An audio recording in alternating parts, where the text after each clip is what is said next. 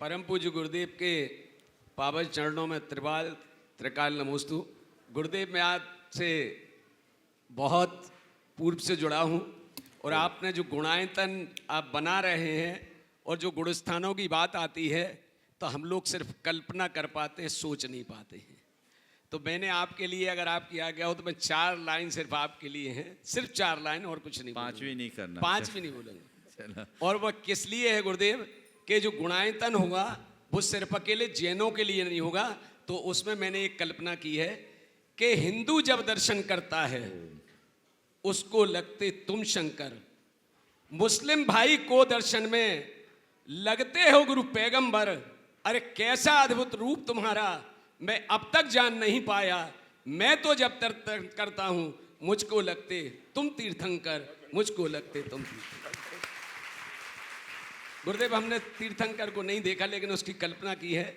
बहुत छोटा सा प्रश्न है गुरुदेव कि आजकल मंदिरों में गुरुदेव चुनाव होते हैं।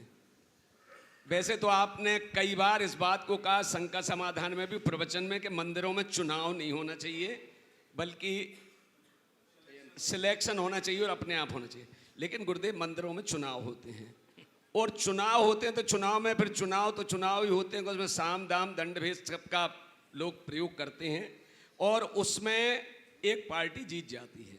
वर्तमान की स्थिति ये हो गई गुरुदेव कि जो पार्टी जीतती है वो हारने वालों के साथ में द्वेष भाव भी करती है, उनको निगलेक्ट भी करती है और उनके जो पूर्व प्रोजेक्ट हैं उनको भी सर्वथा तो नहीं करती लेकिन निगलेक्ट करने का प्रयास करती है।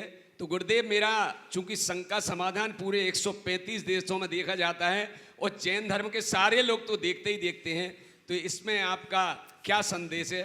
इसके लिए आपके पावन चरण विषय में पहले तो आपने मेरी तुलना तीर्थंकर से की है, मुझे मुनि रहने दो, इतने ऊपर मत चढ़ाओ। और हम तो ये जानते हैं कि ऊपर उसी को चढ़ाया जाता है जिसको पटकना होता है। गुरुदेव ऐसा नहीं है, मुझे बख्शो तो ज़्यादा अच्छा। मैं आपके संदर्भ में नहीं कह रहा हूँ, सबके संदर्भ में कह रहा हूँ। आपका आशय नहीं होगा, आप इसके अपवाद हैं। हाँ, मुझे चढ़ाने की कोशिश करो, मैं चढ़ूंगा भी नहीं क्योंकि मैं जमीन से जुड़ा हूँ और जुड़ा ही रहना चाहता हूँ। इसीलिए तो कहा है मैंने। और आप सबको भी सलाह देता हूँ कि जमीन से जुड़े रहना, चना पर मत चढ़ना, दुनिया बहुत खतरनाक है। बात मैं आपसे कह रहा हूँ चुनाव की। जहाँ चुनाव है वहाँ तनाव है, तनाव नहीं टकराव है, बिखराव है, भटकाव है। बहुत अच्छी, ये अच्छी बात नहीं, पर लोकतांत्रिक प्रक्रिया के तहत ये भी जरूरी। मैं एक समाधान सबको देता हूँ, समाधान एक सुझाव देता हूँ कि चुनाव हो पर तनाव नहीं, टकराव नहीं, बिखराव नहीं, जुटाव बना रहे। चुनाव के बाद भी जुटाव बना रहे, जुड़ाव बना रहे, उसके लिए एक सूत्र है जी। हर समाज में जहाँ भी चुनाव हो 200-400 परिवार होते हैं, कोई नॉमिनेशन नहीं, किसी तरह की लॉबिंग नहीं, सबके हाथ में हर परिवार के एक मुखिया का नाम सहित लिस्ट भेज दें और उनसे कहें आपको किसी एक व्यक्ति के नाम के आगे टिक लगाना है।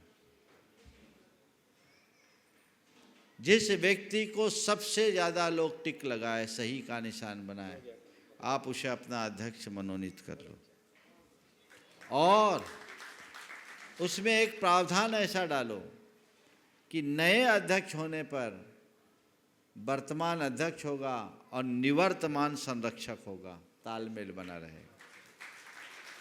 जिसे अध्यक्ष के रूप में चुना गया उसे पूर्ण स्वायत्तता दी जाए अपनी कार्यकारिणी बनाने। बहुत अच्छे। और मिलजुल करके काम करे, क्योंकि मेरा अनुभव ये बताता है जहाँ भी चुनाव होता है जीतता कोई हो, समाज हारती है। बहुत बढ़िया, सही बात है। इतना अधिक तनाव, इतना अधिक टकराव, ऐसा बिखराव कि उसे पाट पाना बड़ा मुश्किल हो जाता है, क्योंकि फिर लोग भूल जाते हैं कि मंदिर श्रद्धा का आयतन है, सत्ता का अधिष्ठान नहीं। लेकिन जब धर्मायतनों को लोग सत्ता का अधिष्ठान मान लेते हैं तो केवल तनातनी चलती है। सभी लोग क्या ऐसा संविधान नहीं बना सकते हैं? बना सकते हैं गुरुदेव। और इस तरह का प्रावधान बाल डाल दे। जैन समाज प्रबुद्ध समाज है, बुद्धिजीवियों की समाज है, लोकतांत्रिक प्रक्रियाओं की पूर्ति करते हुए भी, उसका पालन करते हुए भी स्वस्थ प्रक्रिया से लोगों का चुनाव किया जाए, और जिसे सबने पसंद किया, हो सकता वो ना चाहे तो फिर दूसरी वरीयता, ठीक बात। दूसरा क्रम। जी बस ये 1 और 2 आप निशान लगा सकते, तीसरा नहीं लगा सकते। प्रथम और द्वितीय वरीयता, हो गया काम। गुरुदेव ये देखो, संदेश लोकसभा में झंझट है, राज्यसभा में कोई झंझट नहीं है, है ना? तो पद्धति कुछ ऐसी बनाई जाए जिससे समाज में एक स्वस्थ वातावरण निर्मित हो। इन दिनों बहुत खींचातानी हो रही है, और इस चुनावी प्रक्रिया के कारण अच्छे लोग तो कभी उम्मीदवार बनना ही पसंद नहीं करते हैं, क्योंकि जो चुनाव में खड़ा हो जाता है उसके 7 पुस्तों का रिकॉर्ड लोग बाजार में व्हाट्सएप करते हैं। कौन अपनी इज्जत को मिटाएगा? वो कहता भैया दूरी भले। फिर ऐसी जमात सामने आ जाती है जिन्हें धर्म से, समाज से, संस्कृति से कोई लेना देना नहीं। फिर जो होता है सबके सामने है। इसलिए क्यों ना लोग इस पर गंभीरता से विचार करें और आगे आकर ऐसी प्रक्रिया शुरू करें, तो बहुत अच्छा परिणाम है।